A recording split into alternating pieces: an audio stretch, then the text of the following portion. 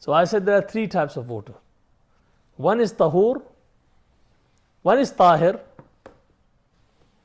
and one is najas. There is clean water, there is dirty water, and there is a clean water which is clean in itself and purifies, can be used for removing hadath, to do wudu and ghusl. So clean water are two types. There is one najas, a filthy water or dirty water, which cannot be used. But as for clean waters, there are two types. One which is clean in itself, another which is clean in itself and can be used to do wudu and ghusl. Clear? Okay. As for tahur, water which is tahur,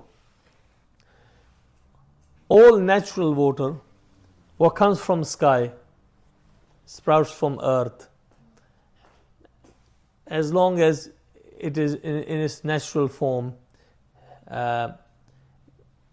it passes the test of color, taste, smell, and if someone saw it, will call it water.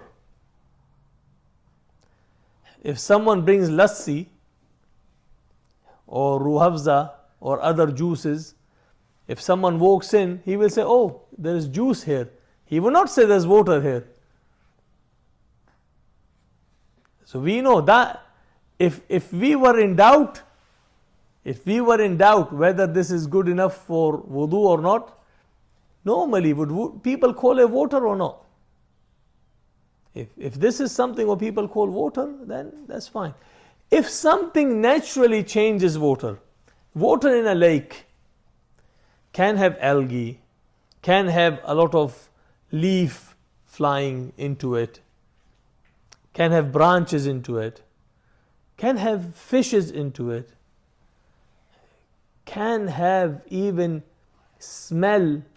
If animal has died next to it, not in it, next to it, and or there are so many animals around it dead that you can even feel, but it's not in it, you can feel the smell of it. But that's natural water. Slight change due to stems, algae or leaves, that still is pure and tahur water.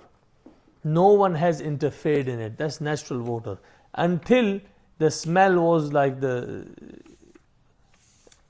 was so bad that you would not consider it clean yourself. But in what I mean to say, if you go to a pond, seems clear, but you see a lot of leaves on it, or you see some algae on the side of it, or you see some branches into it. It's clean water. There's no reason to think this water is not clean. You can't be searching for lakes which are pure filtered water. But in natural waters, whether it's a stream, it's a river, it's a sea, anything which is from the nature, naturally from the earth, sand, salt, doesn't matter how much it is in it, you can use it. Like the brother asked about seawater. There is a lot of salt in it. You can use for wudu. This is from the earth, and you can use it for wudu. Even though it doesn't taste like pure water. It doesn't like non-salty water. But it is natural water. So when you are in the sea, you can do wudu with it. You can do ghusl with it as well. Clear? So whether sweet or salty, any clean waters from rain, lakes, wells, springs, rivers, and so on. Why do we say that? Because Allah said, وَأَنزَلْنَا مِنَ السَّمَاءِ مَاءً طَهُورًا. We sent down from the sky water which is tahur. So now you understand what it means, tahur. It is not just clean, it has ability to clean you, and you can attain purity through it. And Allah said, وَيُنَزِّلُ عَلَيْكُم مِّنَ السَّمَاءِ مَاءً لِيُطَهِّرَكُم بِهِ in Surah Al-Anfal. Allah sends down water from the sky so He may purify you. And Nabi Sallallahu Alaihi Wasallam said about the sea, هُوَ الطَّهُورُ مَاؤُهُ, the water of it is clean and the food of it is halal. So we know that all these types of waters we have mentioned, they are tahur. Okay. If something is pure and clean and it falls into water, something which is clean, I'm not talking about filth, something which is clean and it falls into water, and it does not change any quality of the water. It doesn't change the color of it, the taste of it, the smell of it, and neither does it change the way water behaves in the fact that it is runny and soft. It doesn't change none of it. Is that water pure? Can I do ghusl with it? Can I do wudu with it? Of course you can do wudu with it. It passes the test. Alright? But, like our book said, Hanafees, when it comes to change in water, they have different madhab compared to the other schools. The Hanafees, they say, you look at if something has taken over the water.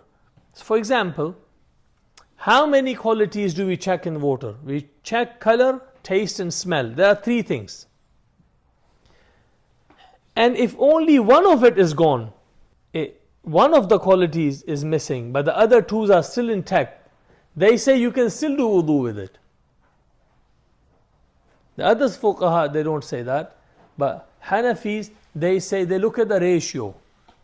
If the tahur is in larger amount than the tahir, the clean thing which fell into it, then you can use it for wudu in the Hanafi madhab.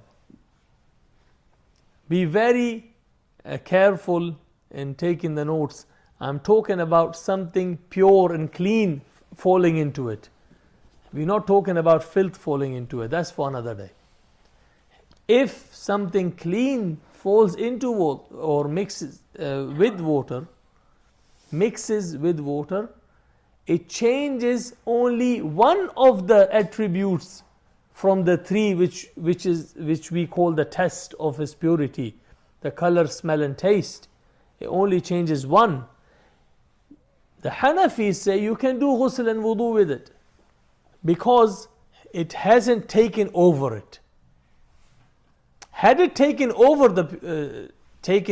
it, it would have, because you see, if it's lost one quality and it has two qualities still remaining, that means whatever fell in it hasn't taken over it. Once it takes over it, it changes two of its qualities. Alright? So, something, let's say milk was mixed in water. Now it tastes like milk and it looks like milk. It smells okay, water, you don't see any different smell, but there are two qualities missing. That means it has taken over. What about filtered water? That's fine. Yeah, okay. It was dirty before and then. That's fine. It's filtered now. Okay. So, Sheikh, I have a question. You said three quality. Mm. If you choose the run and one is missing. For example, if blood come in the water. But is blood clean or unclean? We're talking about clean things. We're talking about pure things. Safashizuna. If it's unpure, we'll talk about it later. We're talking about water which is clean, tahur. Something clean falls into it. For example, zafaran falls into it. Yeah? Saffron. Now, according to Hanafis, that water is can be used for wudu. Others, they don't say that. Others, they require all three qualities at all time. Hanafis, they say, as long as one of the quality is being taken over but other two are intact, they say you can still use that water for ghusl and wudu. Make sense?